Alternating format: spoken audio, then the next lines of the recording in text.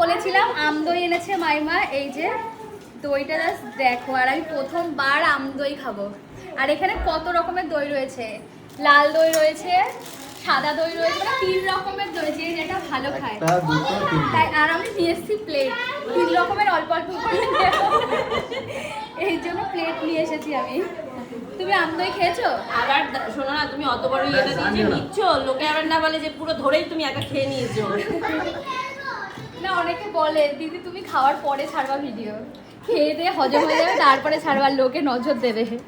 এমনি আমি সাথে সাথে ছাড়ি না, পরেই ছাড়ি। সকালে লুচি খেয়েছি, একটু আগে আসার পর ছাড়লাম।